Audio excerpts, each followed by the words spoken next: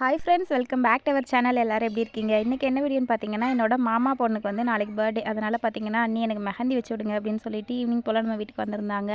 அதனால சரி அப்படின்னு சொல்லிட்டு நம்மளுக்கு தெரிஞ்ச டிசைனை வந்து போட்டு விடலாம் அப்படின்னு சொல்லிட்டு எனக்கு தெரிஞ்ச டிசைன் வந்து நான் போட்டு விட்டுருந்தேன். ஒரு கை பார்த்தீங்கன்னா கம்ப்ளீட் பண்ணிட்டேன். இந்த டிசைன் உங்களுக்கு பிடிச்சிருந்துச்சு அப்படின்னா மறக்காமல் கமெண்டில் சொல்லுங்கள்.